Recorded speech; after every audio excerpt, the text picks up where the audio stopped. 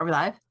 We are. Hey, look, you timed that one perfect, because that's the first thing people saw and heard was you anxiously going, "Are we live? Are we live?"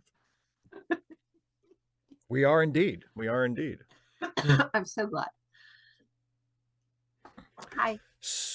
Hi.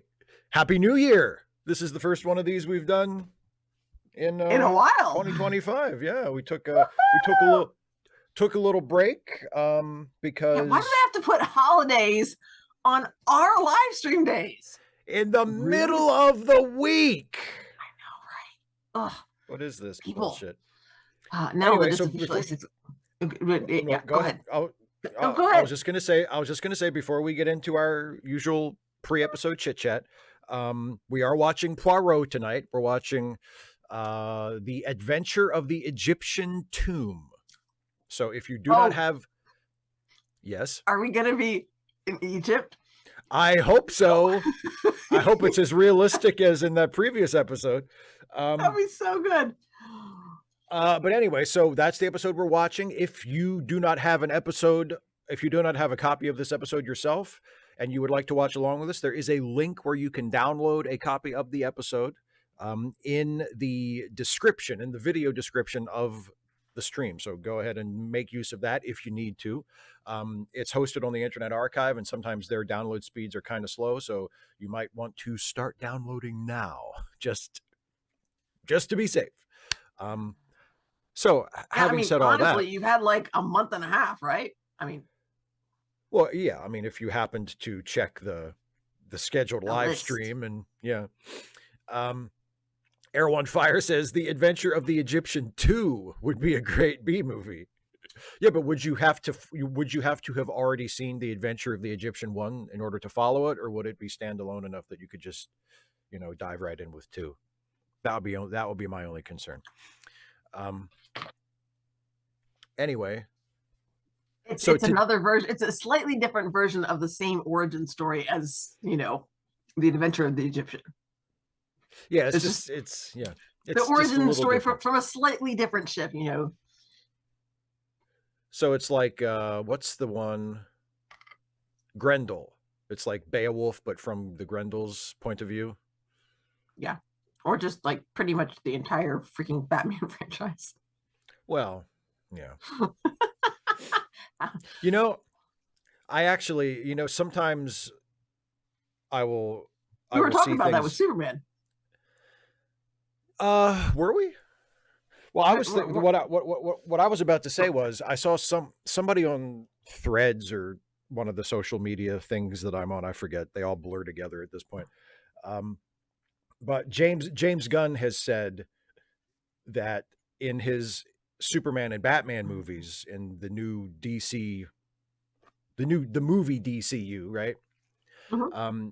He said that they're not going to do the origin stories. Like the Superman movie's not going to have Superman's origin. Whenever they get around to doing their version of Batman, it's not going to be Batman's origin story. And some dipshit on social media replied and said, "But if they don't show the origin, then that leaves out crucial character motivation." And I'm like, you don't have to see every second of a person's fucking life on screen for it to count as motivation. Like, all the filmmaker has to do, if it's important, is just somehow communicate that to the viewer. Like, I presume that in this version of Superman, fucking Krypton still exploded. All they have to do is let the audience know that happened at some point. You don't need to show the whole fucking thing all over again. We get it. We know the story. The Batman, Robert Pattinson's Batman movie, is fucking amazing. It's maybe the best Batman movie ever made. There's no scene in Crime Alley. There's no scene of his parents getting killed. That information is in the movie. The movie lets us know, in case we don't know why he's Batman, that his parents got murdered in an alley. But it communicates it. Yeah, it communicates it in a way that doesn't require the movie to require us to sit there and watch it for the 15th fucking time when we all know what the story is.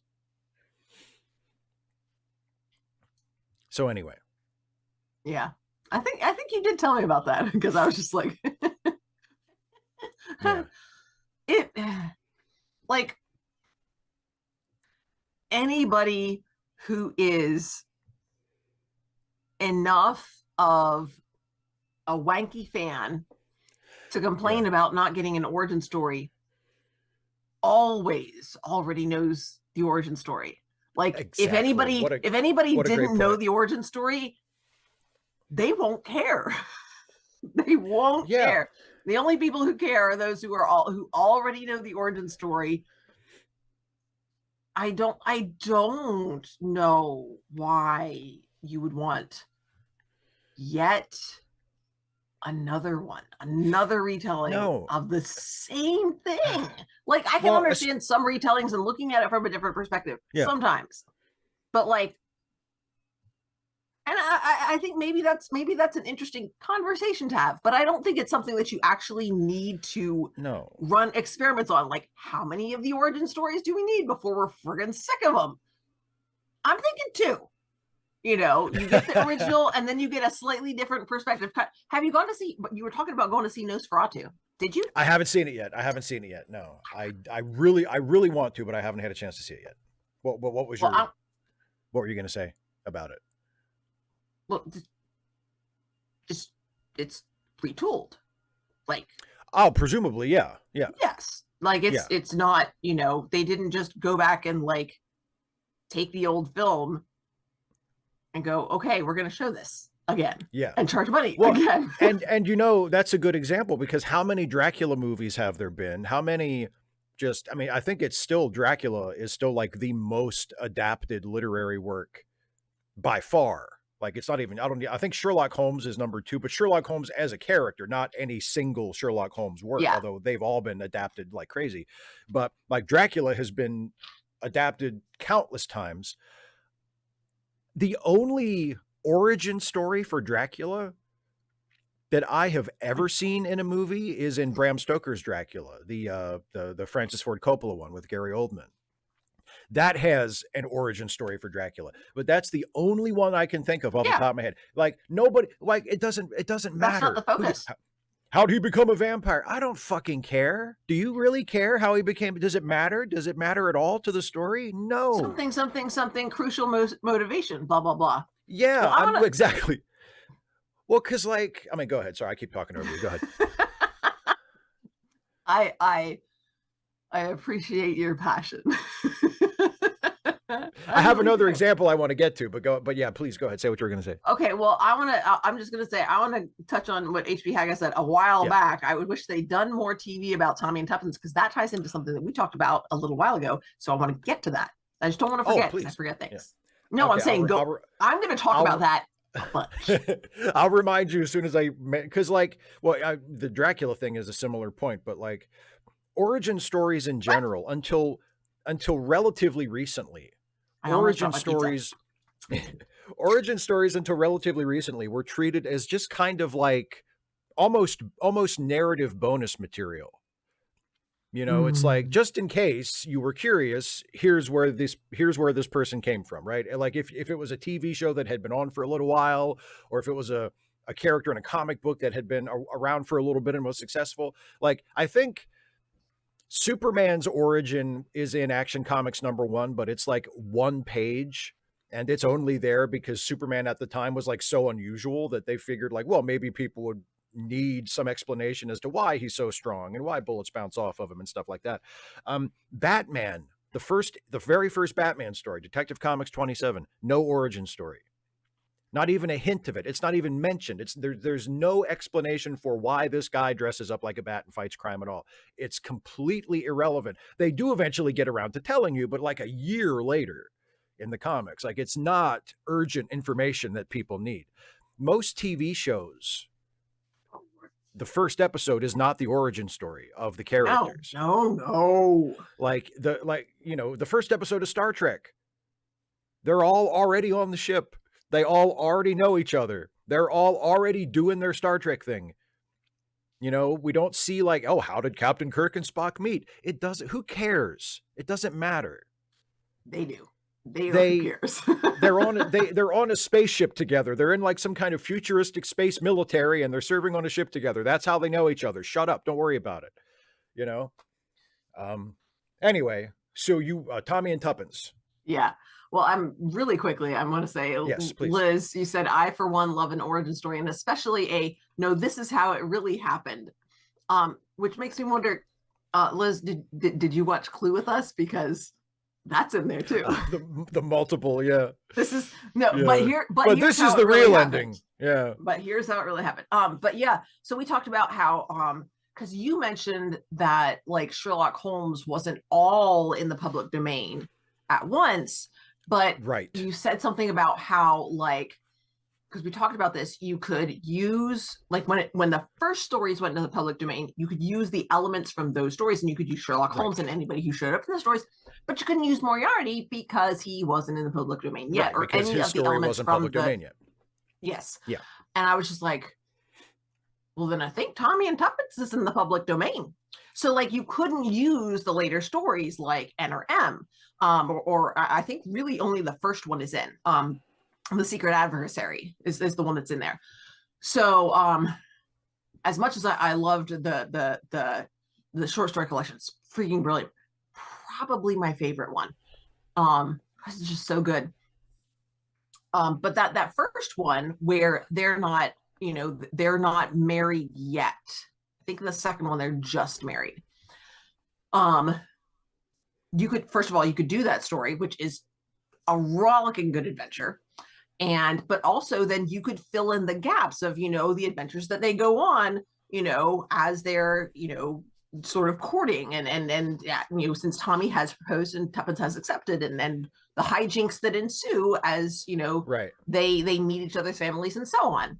So, I mean, there's all sorts of potential for development there, just because they are unique among Christie's characters for how much they age. Like Poirot does get older, and even Miss Marple does somewhat, but it's much less. Like Tommy and Tuppence, we start from like they are very young, like young adults, maybe in their early 20s, if that, all the way up to like post-retirement, and their kids are grown up. Like and there aren't that many stories of them. It's just like these snapshots throughout. So covers a scope, a large, But yeah, they're just and I'm a sucker for dialogue, and they're great foils for each other, and those stories always have just such fun, sharp, Joss Whedon probably took notes dialogue. Yeah. So good. Yeah, and it is, I mean, like now, I think for the past year at least, I think last year might have been the year that the last original Holmes story became public domain. Maybe it was I think it was 2 years ago, because this year everything. Yeah, go ahead.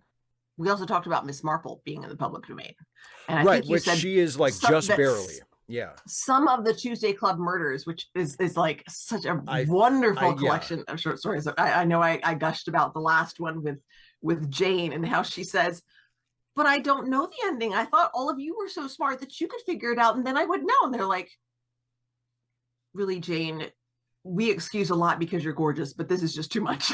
Now nobody knows who the culprit is.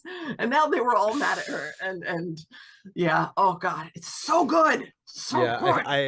I think it's when I checked for you last week, I think it was the first 8 or 9 Miss Marple short stories are public domain. You said it was like almost all of them except that one last one. It's like, and it'll be a couple more years before the first Miss Marple novel comes in the public domain. Well, and I think the Tuesday Club ones, they go and they visit, or maybe it's just a later story where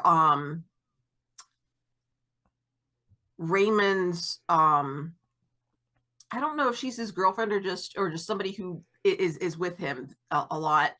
And she says to Miss Marple, she's like, I get along with you so well. She's like, do you mind if I call you Aunt Jane? I just feel like I should. I don't know why. And Miss Marple says, don't you dare. I do. and by the end of the story, her nephew has proposed to the girl, and it's just like I know why you want. I know why you feel it's appropriate to call me Aunt Jane, just like Raymond does. Oh my goodness, it's so good. Yeah, H.B. Hackett, it's just it's so good, and you've got a brash, wealthy American, And it's such a great setup because Tuppence says, both of them, they're freaking broke at the beginning. And she says, I've tried to get a good job, and I don't have like any rich elderly relatives who are going to die and leave me. So I got to marry somebody who's rich. And then this wealthy American shows up and he likes Tuppence. And Tommy's like, well, it's all right to talk about that, but you're not actually supposed to do it. Oh God, it's so good. I really want, and just a fabulous adaptation of The Secret Adversary.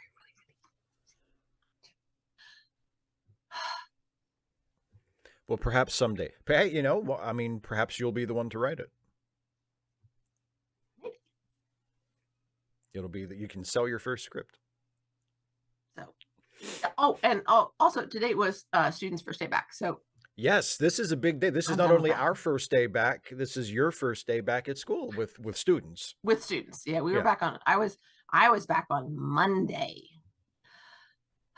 So yeah, I am actually. Now that people are here, we're talking about Agatha Christie and well, not really talking about Poirot, but talking about all other stuff, Agatha Christie, and going to Egypt and origin stories, and ranting about fans with their boxers knotted. I'm getting some pep. I will probably be squeaking by the time we get to the end. Yeah, or before, to be honest. Phil from Maryland says something interesting. Hi, Steve. I met your brother last month. Hope you had a great New Year. I did have a great New Year because I went to bed at like 9 p.m. on New Year's Eve and woke up the next morning. Same as it ever was. It was wonderful. It was wonderful. So in that sense, I did have a great New Year. Where did you, out of curiosity, where'd you meet my brother?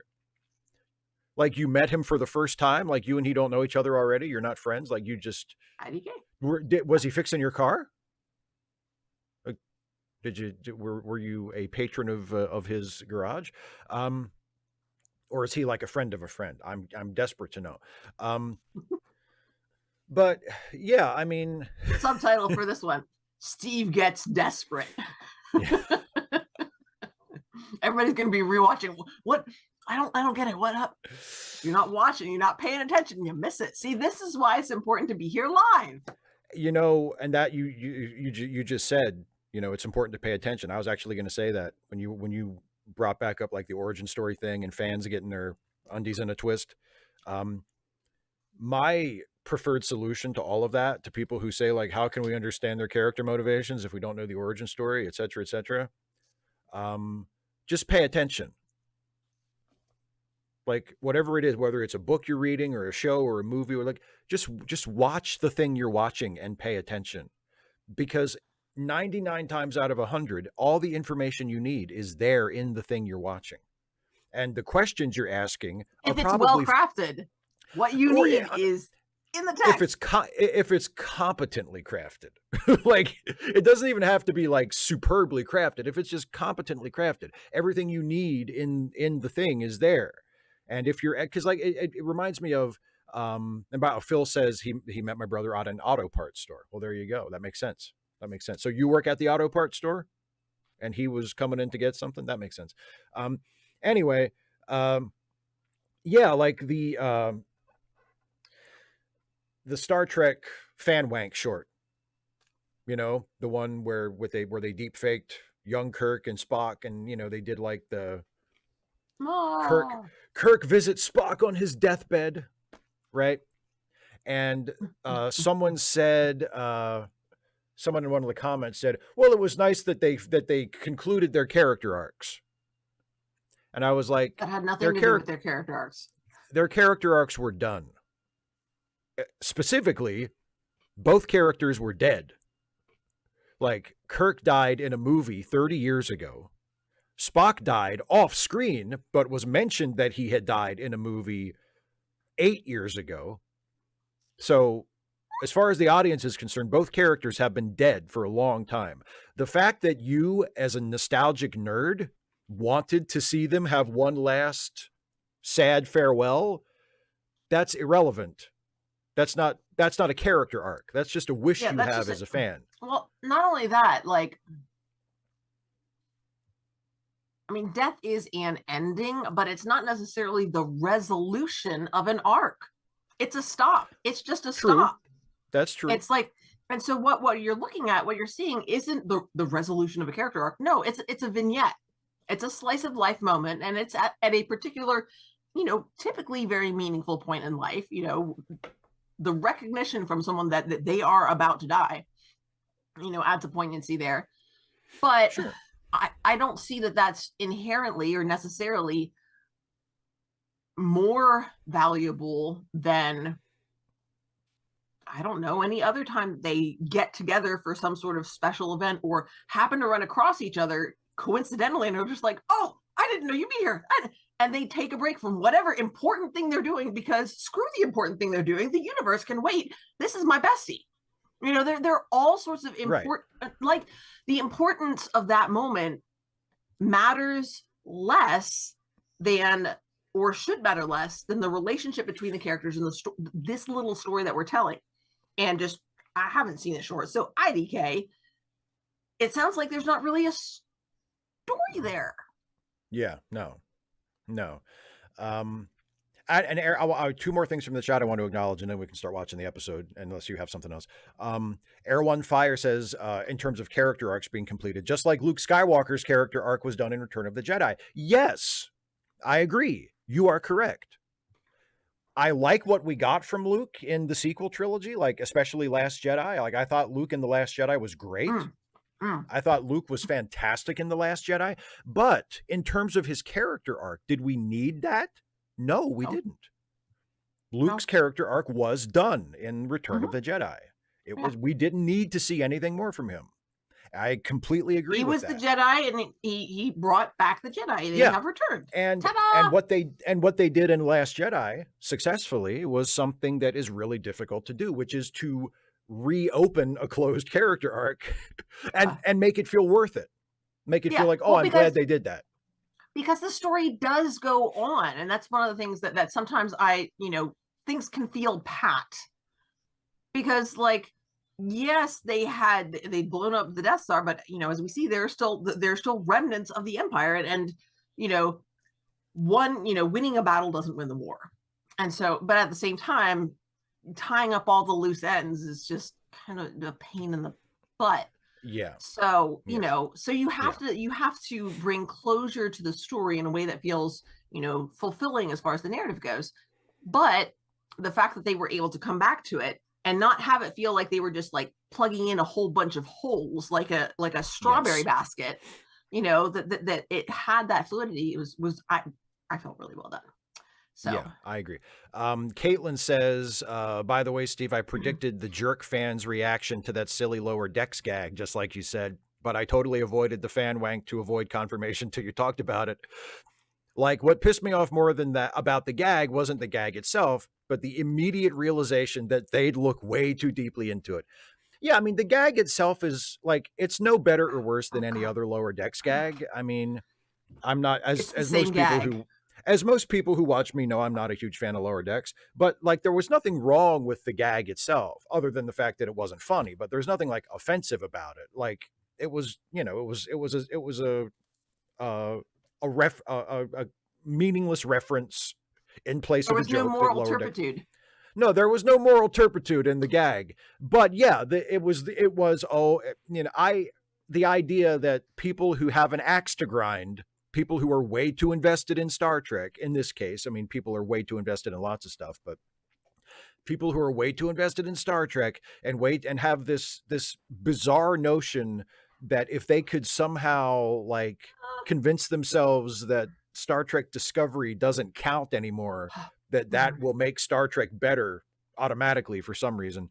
We're going to take that gag and go, aha, see, they erased it. They established that it's from another dimension or whatever. It's such nerd loser behavior. And yeah, I agree. That was the worst part of it. One more thing, Phil says, I sometimes feel that the term character arc is used overzealously. Why does that always have to be a thing? Well, I mean, I do think maybe it's sometimes used inappropriately. People refer to things as part of a character arc that aren't really necessarily part of it. But I mean, character arcs in general are good things to have. They help to give a story a sense of meaning and a sense of focus, especially beyond just the bare bones plot. You know, if a story is about a journey that a character goes through, as you know, opposed to just a series of events, A, B, C, and D, A series of you unfortunate know, events. perhaps in most cases, yes, because that's where conflict and drama comes from. It's a series of Exactly. most stories are not about a character experiencing a series of wonderful things. Like Just, usually something goes wrong. Kind of nice, you know. Yeah, you know, I had the best day. Nothing went wrong. Nothing surprised me. It was just very pleasant. You know, It that's was not a a good pleasant story. day. Yeah. No. Dostoevsky But would yeah, complain. Or is that Tolstoy? Which one of it said that, you know, all happy families are alike? I got I the think that's Russians mixed up. Dostoevsky, but I can't remember. But Okay. speaking of Dostoevsky, I'll mention one last thing and then we can do the show. I watched, and I recommend this to everybody that if you haven't already, watch Kunk on Life on Netflix. It is so goddamn funny. I'm a big fan of Diane Morgan and Philomena Kunk, like just in general. I think she's fucking hilarious. But this is the new one that just came out on Netflix. And she has a line in that where she's talking about Russian authors, and she mentions I think the two she mentions, of course, are Tolstoy and Dostoevsky. And she says Dostoevsky, he wrote books like Notes from Underground and The Brothers Karamazov and other books that nobody reads to this day. And I just fucking howled. So Okay. I have Yes. two things that I want to respond to, and then I will go into how we do the thing if you like. Yes. So HB Haga said, Spock, I didn't know that you shopped at Space Wegmans, lol. And my immediate thought was, well, anybody with any taste shops at whatever Wegmans is around. Alas, if you're future, in space. In the utopian future, maybe there will be a Wegmans on every, I don't know, starbase, I guess. Probably. And what was the something about the last? Oh, Ash, I'm gonna disagree. Yeah, I do agree that the sequels weren't needed. But I mean, I could say you can make the case that any one story isn't really needed. They're just, you know, they are important in the sense of we need stories in general, I think, but needing a particular story, that's a bit of a stretch. Even as, and I say that as an English teacher, I really like stories. But I think, Steve, we've talked about it, you know, in my opinion, it ruined the franchise. No, those other stories that we like are still there. And so exactly. and you also mentioned, you know, resorting to mediocre fan service to help fix the damage they did. No, they're just telling other stories. And some of them are good and some of them are, let's say, less good. And that's, I mean, the more stories you tell, the greater, I mean, the I don't want to say the greater the risk, but the greater the likelihood that not all of them are going to be brilliant. So on the other hand, there's also a greater chance that one of them will just really be absolutely amazing. And so, and different people like different things too. So I'm just like, you know, don't like it, don't watch it. Yeah, exactly. I don't really get. Watch what you like, unless you're Steven, you like to watch stuff that you don't like because you like watching stuff that you don't like. Occasionally, it depends. It's some certain specific situations. But yeah, I mean, I don't. The idea of, you know, because I mean, I don't have a problem with the Star Wars sequels. I think the first one is pretty good. I think the second one is brilliant. I think the third one is terrible, but not as terrible as a lot of people think it is. But like, I mean, I think the prequels are way worse. I think the Star Wars prequels are like 3 of the worst movies I've ever seen, especially the second one. I think they're just awful. I haven't seen. Has the thought ever entered my mind that they ruined Star Wars? I don't think so, because the ones, like you said, the ones I like are still there. Like, you could have done what I do, just go la la la la la. Yeah, like the prequels didn't. Oh no, now I can't watch The Empire Strikes Back. It won't be as good. That's an utterly ridiculous statement to me. Like, why would another movie ruin the good movie for it? Yeah, it's even more of a down ending. So hopefully by now you've had enough time to download or access, if you've got it on DVD or you've got, you know, exactly. However, You have the episode pulled up. It's which episode, Steve? It is The Adventure of the Egyptian Tomb. So please make sure that that's the episode that you have up. And so make sure you pull it up and then make sure the little counter thing is at 0000 and paused. So black screen at the very, very beginning. And so make sure then put your little cursor or whatever indicator you have over the play button. And then Steve is going to count us in because he's the boss. And he's going to say 3, 2, 1, play. And we all click play at the same time. That's right. And then we watch together. Mostly. Sometimes we chit chat over it. Yeah. Tis what tis. But in theory, we watch it together. We pay enough attention to enjoy it. Whether or not we understand it is beside the point. The enjoyment is first and foremost. These Poirot stories are so hard to understand. The teacher, am saying this is not an assignment. This is fun. This is for fun. There you go. There you go. How about that? Now, so everybody's off the hook now. We can just have fun. Yep. There will not be a test. Might be a pop quiz, but sorry. Was that my out loud voice? Yeah, you're not supposed to say pop. I mean, it's not a pop quiz anymore. You let the cat out of the bag. Okay, well, I guess maybe there will be just a quiz since it's not pop anymore. Just kidding. All right. Here we go. Or what, Steve? Jeez. Yes, I'll count us in 3, 2, 1, play. Everybody hit play when I say play. Here we go. Hey. In 3, 2, 1, play. Oh, yeah.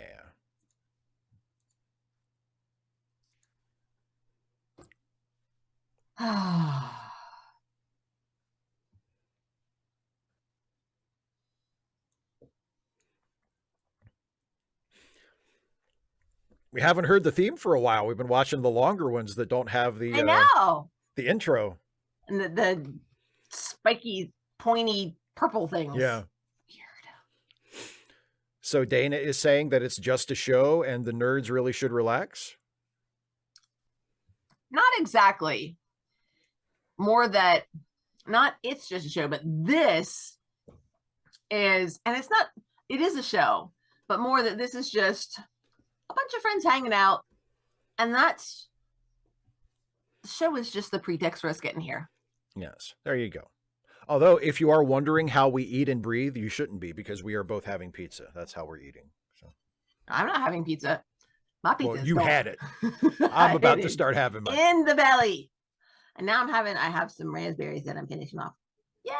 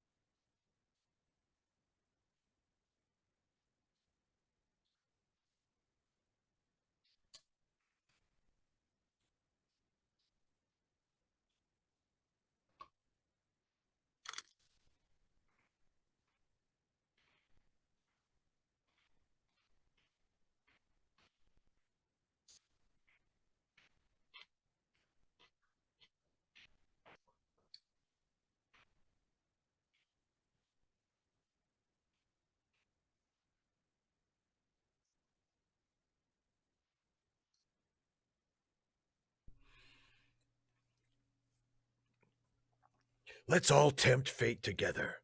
Who wants cursed first? I'll go.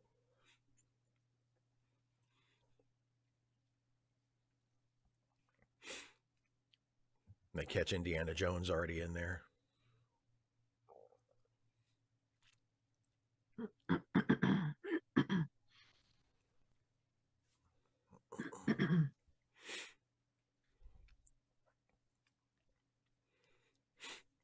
Good boy.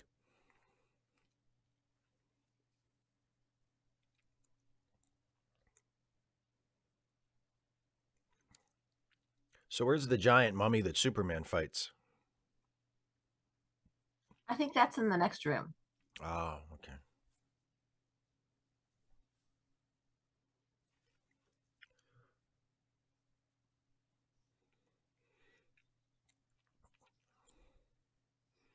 He sure is. Oh, man. He chose poorly. I was just going to say, he didn't even drink from a grail. What is this? What a scoop.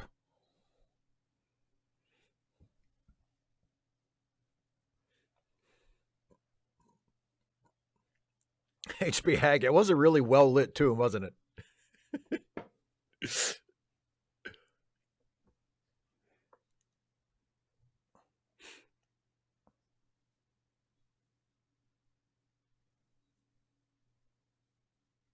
Caitlin, of course he's going to smash the clay. This is a British guy. he has contempt for other cultures. No, I shouldn't play solitaire with tarot cards.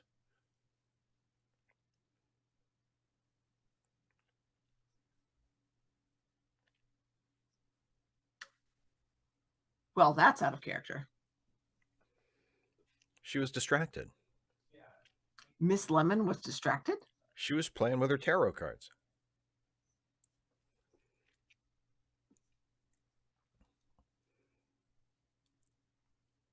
Poirot was like, yeah, that was probably it.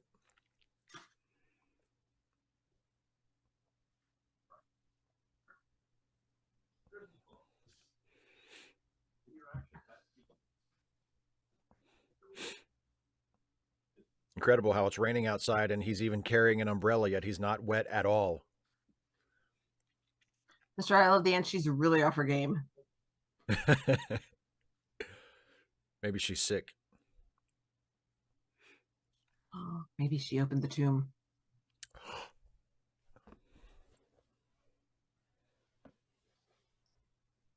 Yeah, Caitlin, his umbrella is just really good.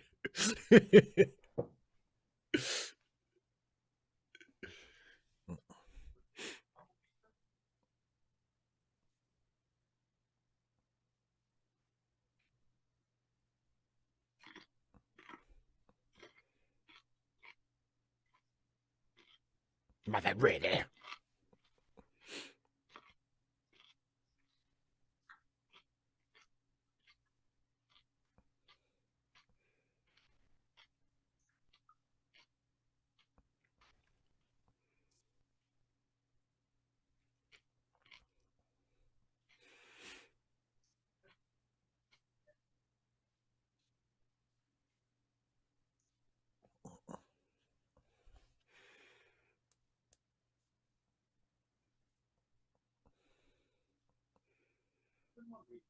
He seems trustworthy. Seems just like a generally good guy.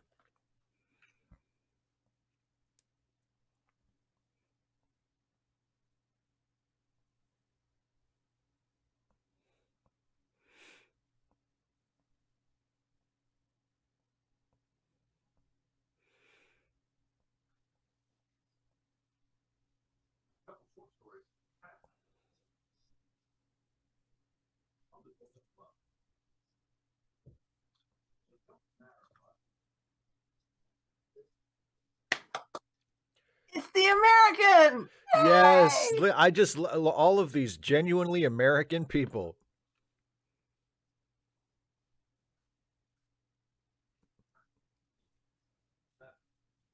We do that in the United States, where we're from. And we drink Coca-Cola and we talk about money. You know what I like? Coffee. Never cared for tea. Tea is a wussy drink. All them Nancy boys.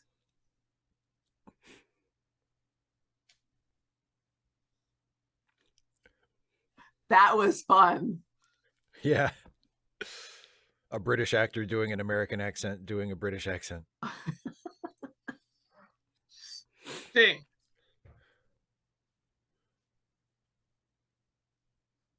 Oh, it's I'm 10 p.m. Texas. Do you know where your Americans are? They're all here in this tent. They've traveled a far way from America, where they're from. You know, I could never live in a country without any stars on the flag. Thank God I'm from the United States of America. I'm going to check the baseball scores. Well, the Union Jack kind of has an asterisk-ish to it.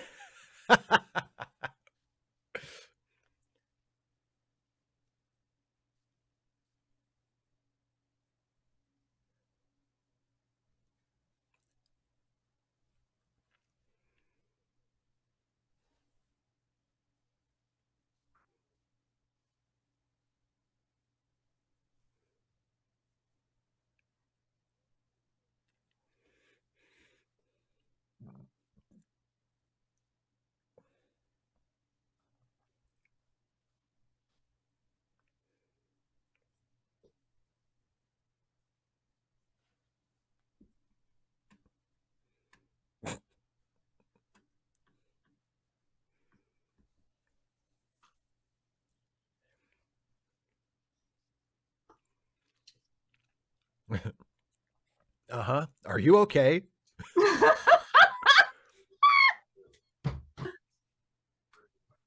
Do you know who Dutch Schultz was? No, I don't think so. Mobster.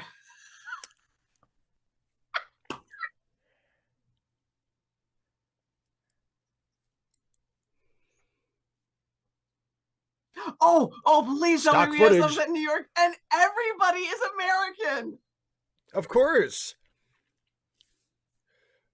Here we are in New York, where everyone drives fast and on the wrong side of the. Oh God, are we going to watch Hastings get confused? Hastings is visiting New York. Oh man, I hope it's the same week that King Kong is going on. Oh my goodness gracious. I say, Poirot, you've never seen such a thing.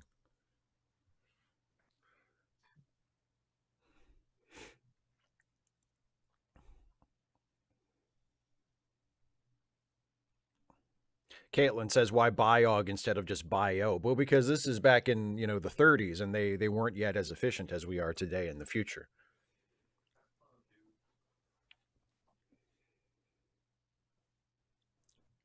From Poirot. You don't watch?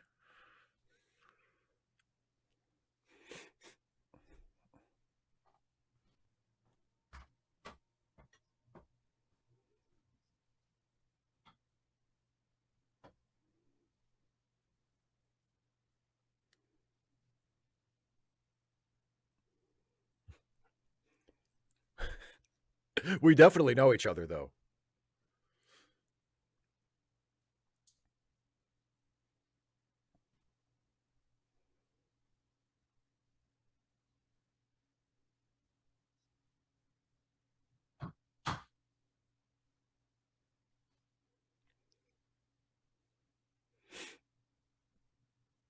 I guess I'll just go back to England, where we're definitely not at the moment right now. So very much not. I can't get over how different things are here in the United States. Dun, dun, dun.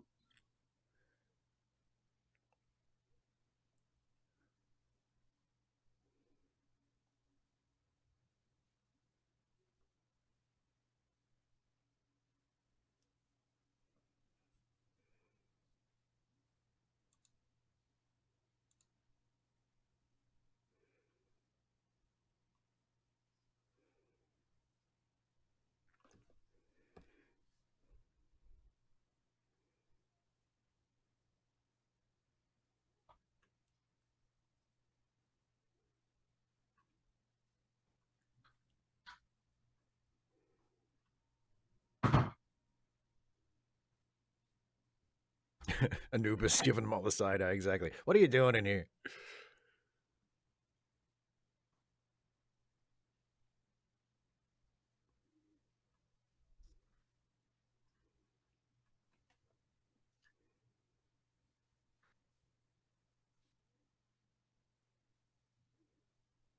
I mean, not really. He just kind of fell over.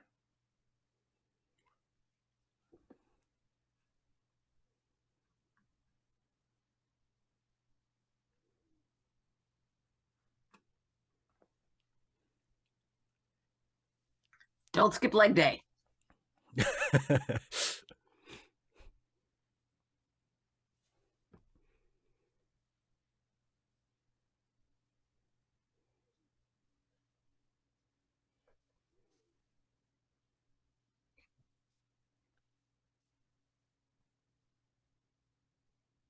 How do you do? How do you do? How do you do? Hi, I'm an American. We're efficient. Why use 2 syllables when one will do? It's our way here in the United States, where all of these people, just like us, are actually from. Coincidentally.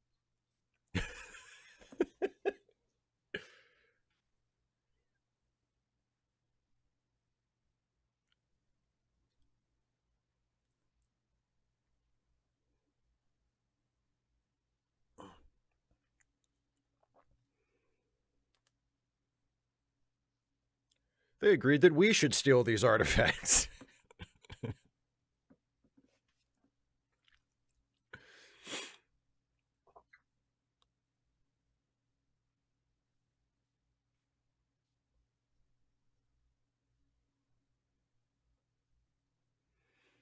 Which room in the pyramid are you all staying in?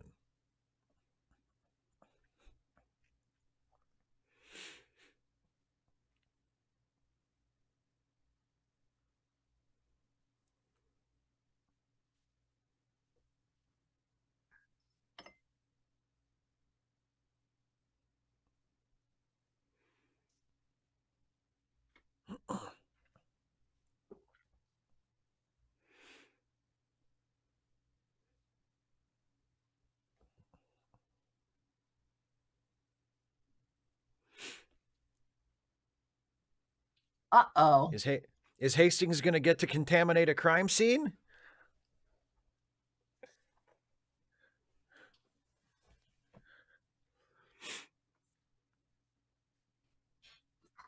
Ah, well, there's your problem.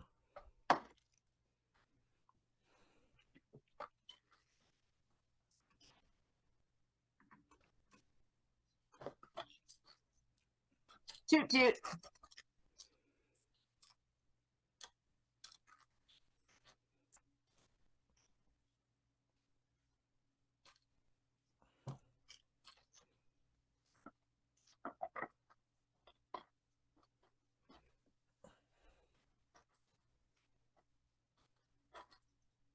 It's an I didn't interesting know expression. fleas were particularly healthful. Healthy?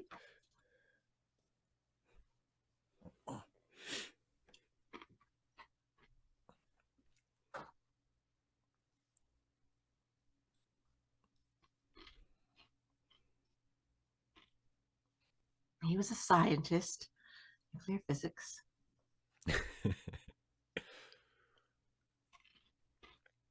Absolute corker, eh? Tell me more. I'm very not American. That is a huge cup, Caitlin. You're right.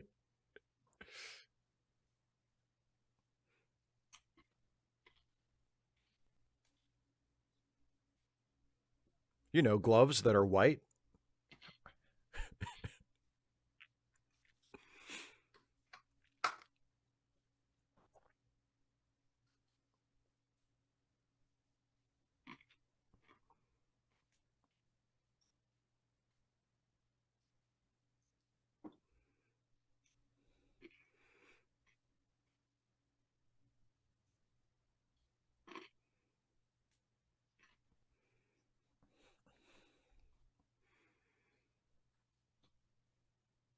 Huh. Well, it was nice of him to leave that note that explains everything.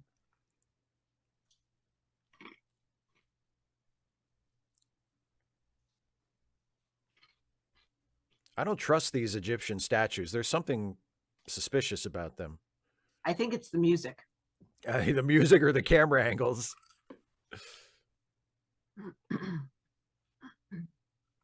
Does it hurt when I do this? I was just kidding. Does it hurt when I do this?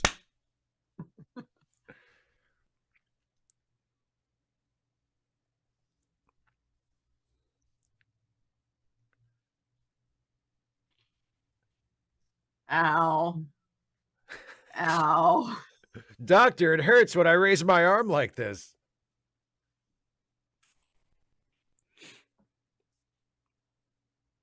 Hi, Jason 96. We're watching an episode of Poirot. It's all queued up. You can see the time code here. It's The Adventure of the Egyptian Tomb. Is it adventure or mystery? Indeed. It's the adventure. Aren't you feeling adventurous? Doesn't this seem like a great adventure? I feel like British the accent was slipping a little bit there. British people playing Americans in Egypt. What's not to love? Exactly.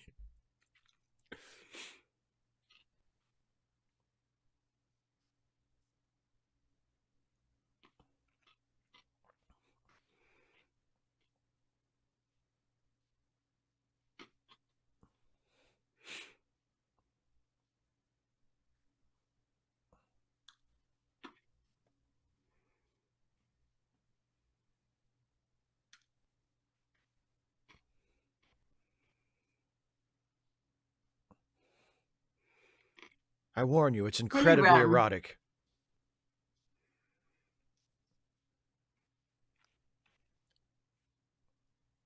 Do you like me, yes or no? Very superstitious.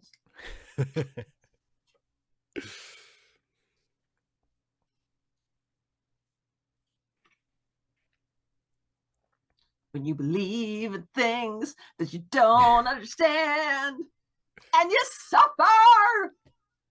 You having fun? Superstition ain't the way.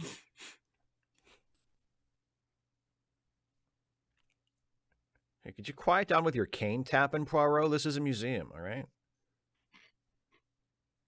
You look with your eyes, not with your ears. Suck it up. I mean, maybe people are noisy in museums in Belgium, but here in Great Britain, it's not the way it works.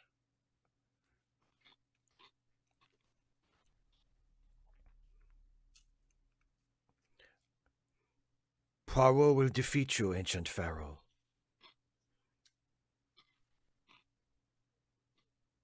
Ooh, they're doing spirit writing.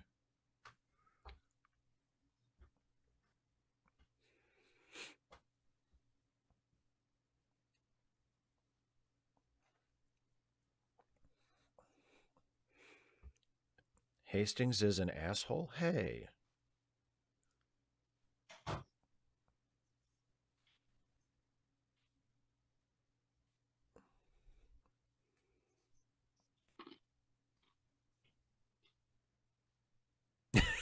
Caitlin, it's like Spirograph, but shite. Yep, pretty much.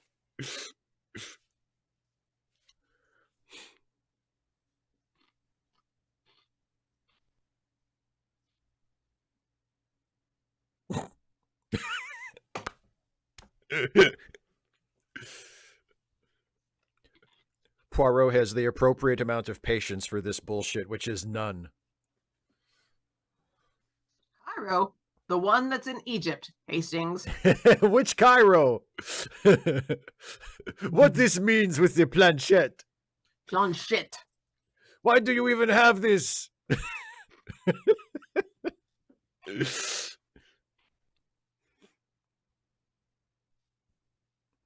No, Kara, I haven't.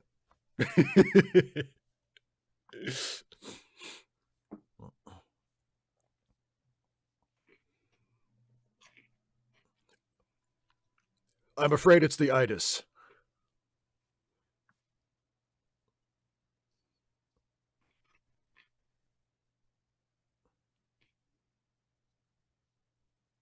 Ooh, if it's not being cured by the serum, I don't know what we're going to do.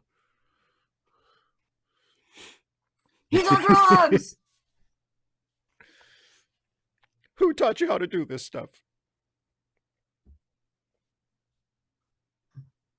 Kara. Cairo, Indiana, Cairo, Indiana, Cairo, Indiana. I knew it. I knew he would get Hastings driving. He gets to off-road in Egypt. Yeah. Having the time of his life.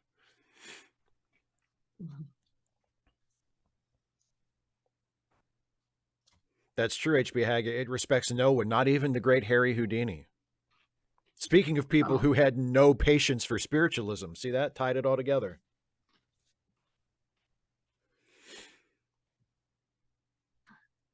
The dust has gotten on my dust-colored suit. This is unacceptable.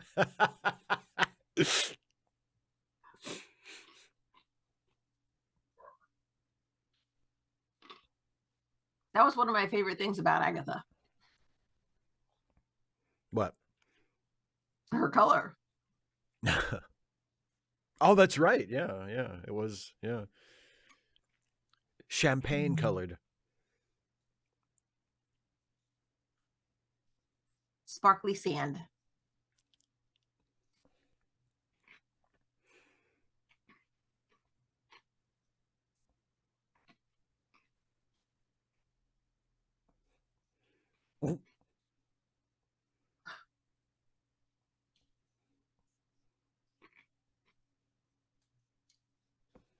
Not only that, he has the map. Yeah, he's not having fun.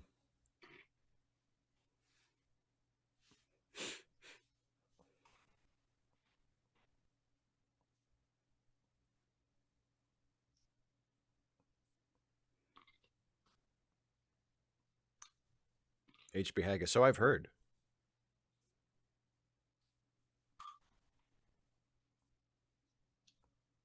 Oh, good.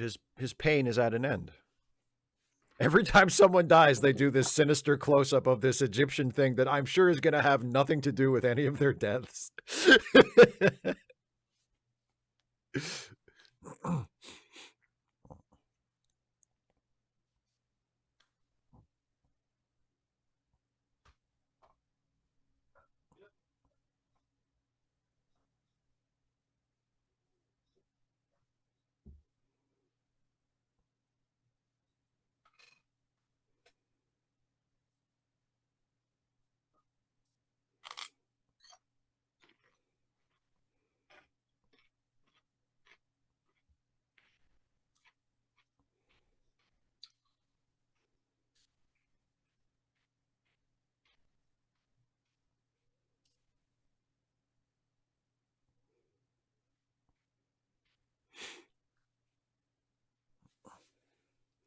Dun, dun, dun, dun, dun, dun, dun, dun, dun.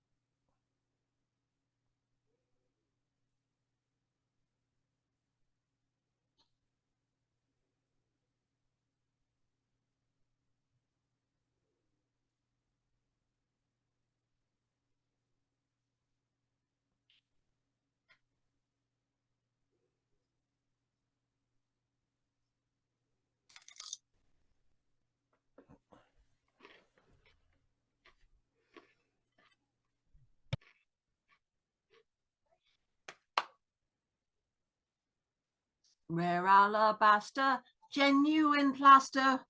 The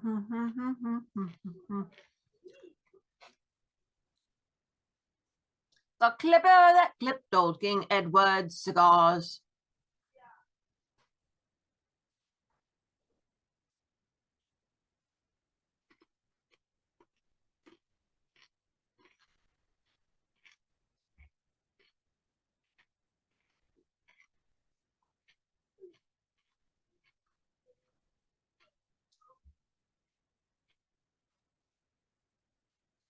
Dun, dun, dun.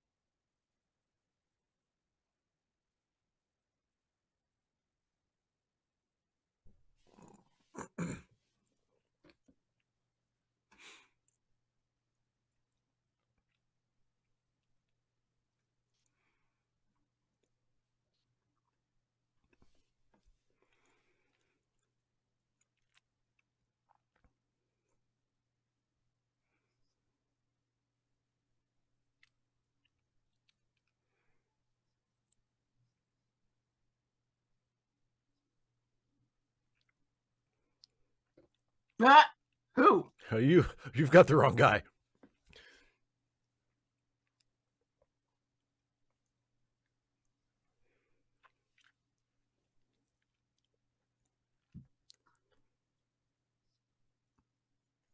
Nice talking.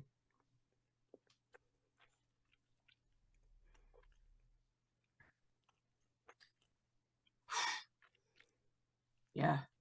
No word, Master Knight. You're fading. This is getting serious.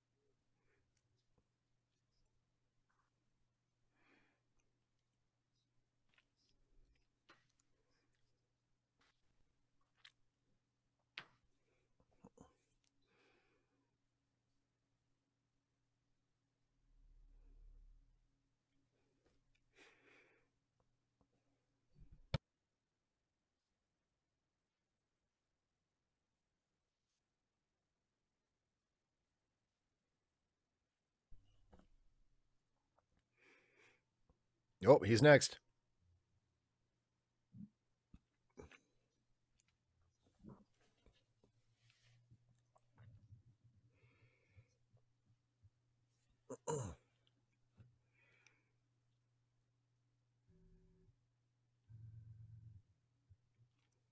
Holy Moses.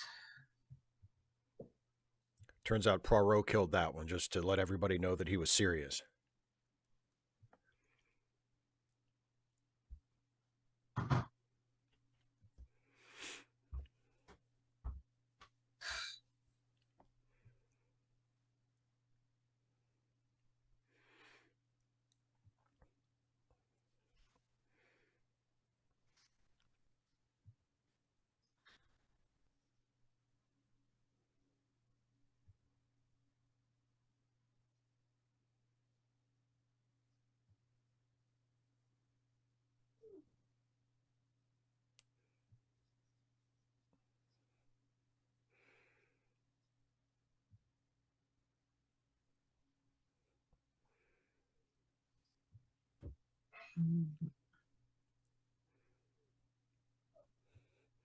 Oh, yeah. Let's see them old bones.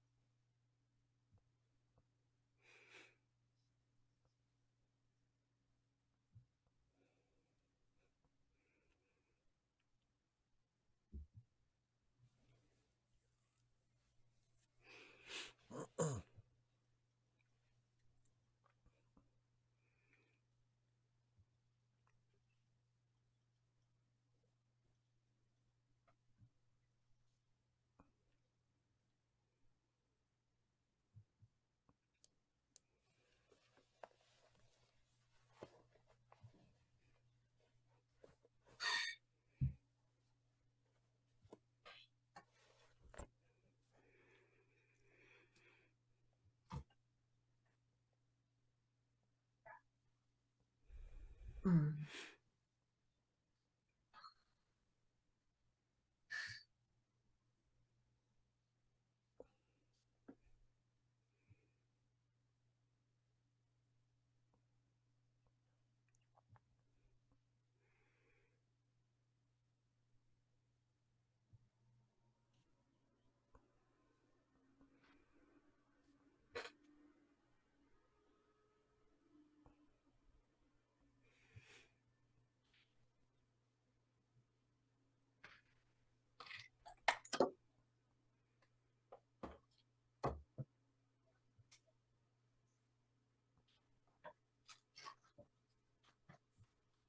The BM?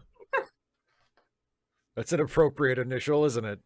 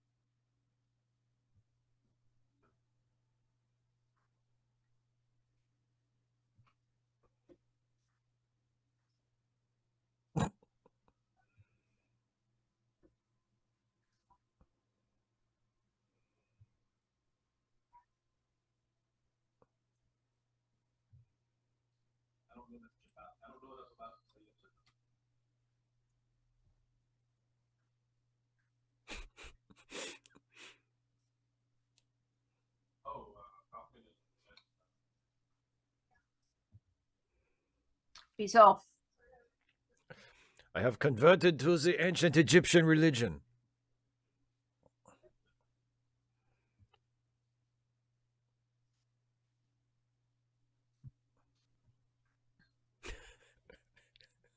The shilly shally.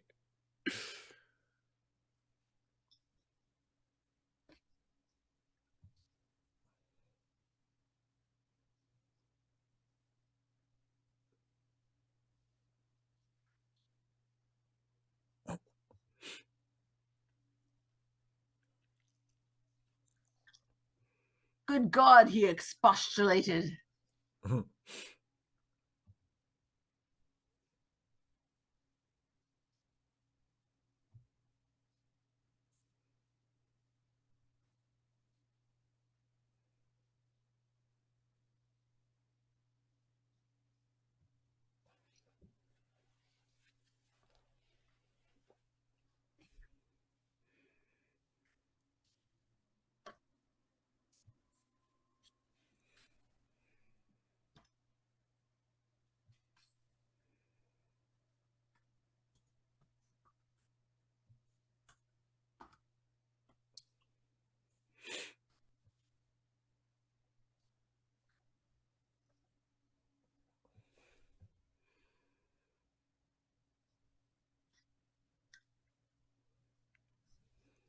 They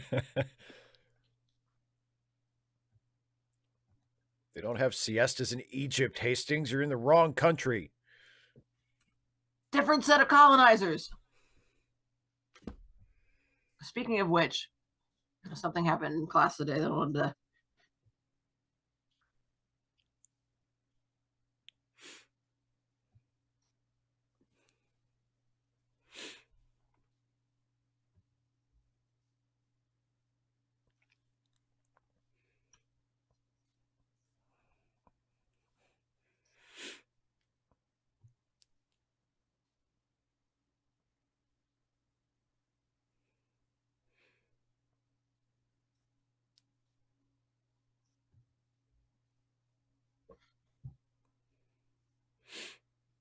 Fancy.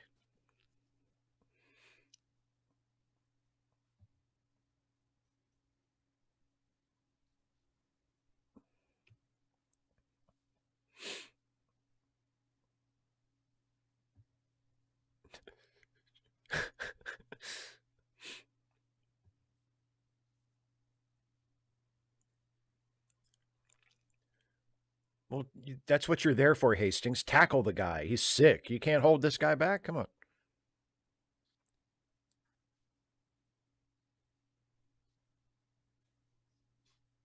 Oh, he's got quite a collection of booze here. This is nice.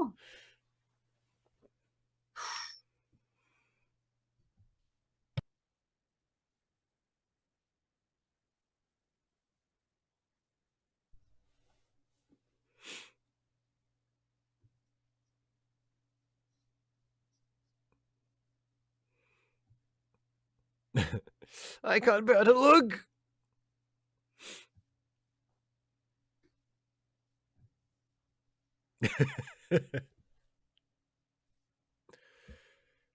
Well, you know. Well, is he wrong? If the shoe fits, Hastings.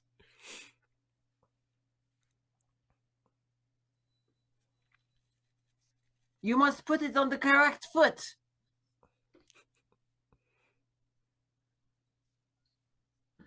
Oh, the shouting into the phone.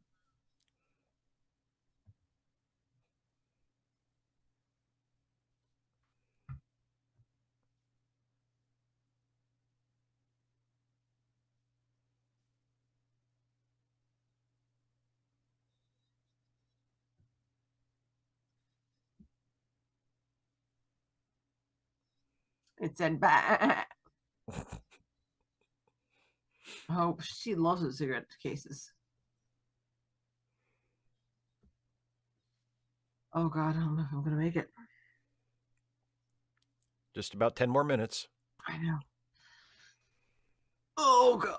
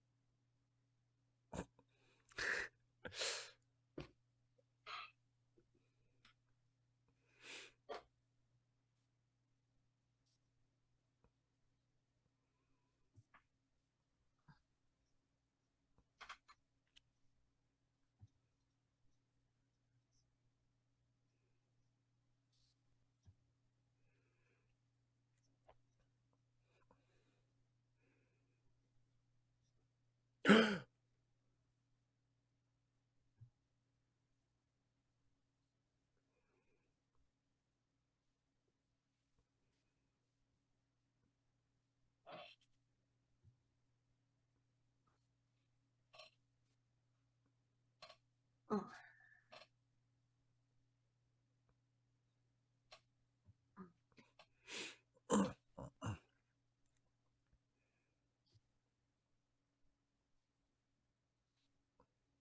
Ain't I a stinker? Always.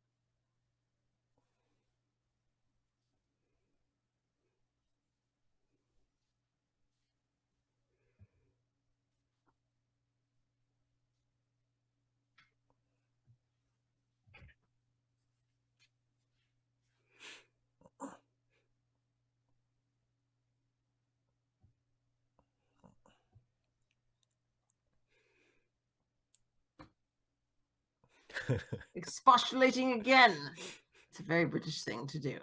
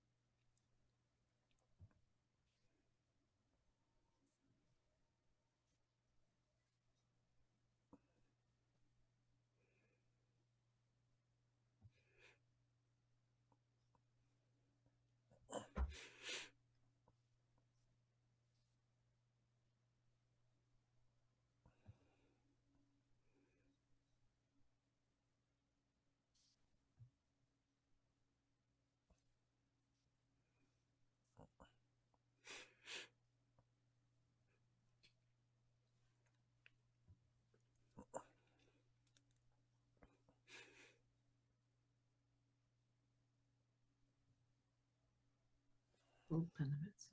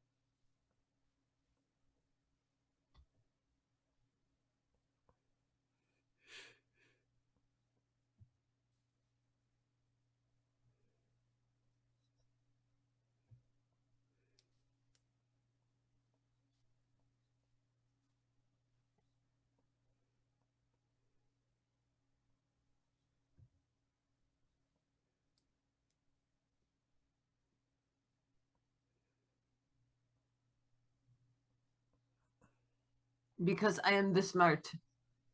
Ooh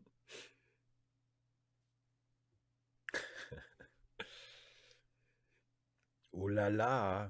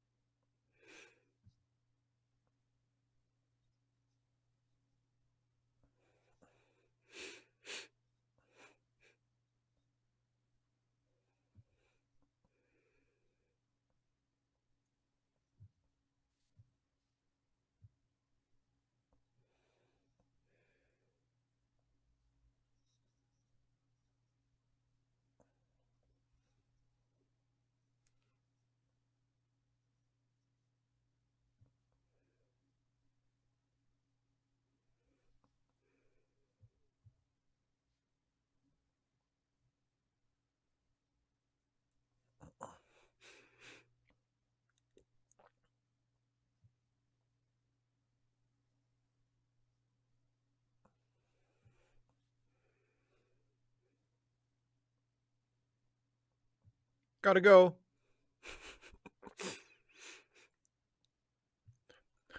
I'm going back to America, where I'm from. So exciting.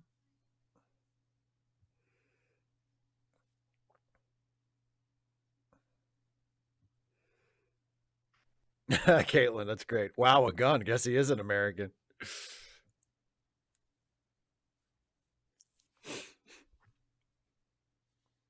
It's never enough. I'm an American. Guns, guns, guns.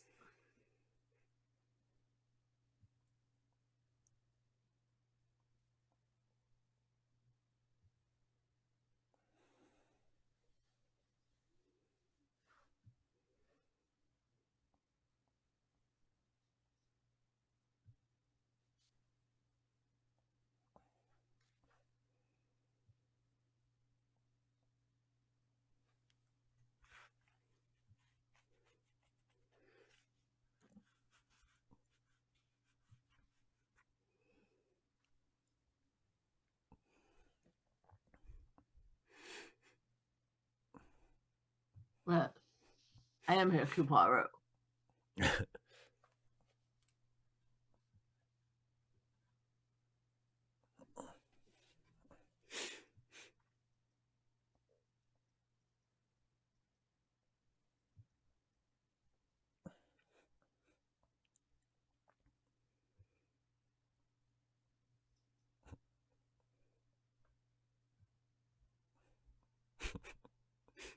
You're fired.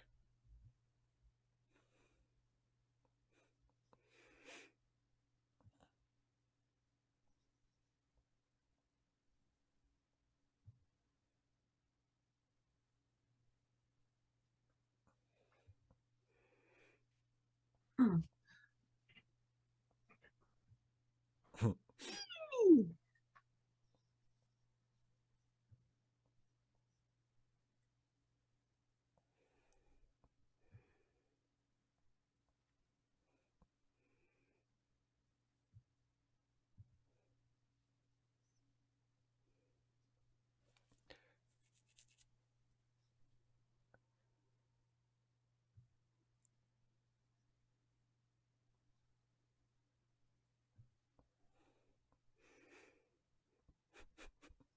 You looted a tomb for me?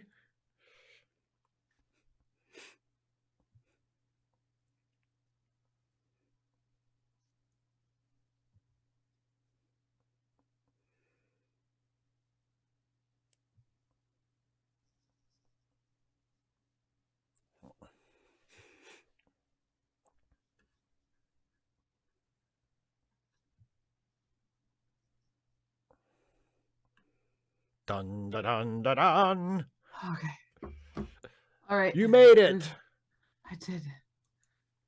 All right. Dana is fading fast, so we're gonna skip Wordmaster this time, and we're gonna just wrap up because Dana's about to pass out. Crash. Yeah.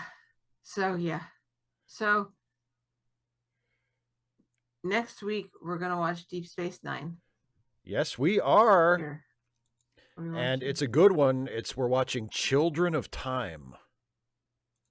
Good. Also, don't forget to check out charitylinks.page. It's down there, and help people. Good. That's it. And also click the button, ding the bell, all that good stuff, and you can join the channel here and support Steve that way, or you can go to patreon.com/Steve Shives and support Steve that way. Yay! That's right. That's it. Do we have anything else we need to do? I think that's all we have to do. All right. Okay. Thanks, everybody. We'll see you next week, everybody. Hopefully, I will have more sleep. Sorry, but everybody, play some non-Wordle and cross your fingers and share. Good night, Dana. Good night.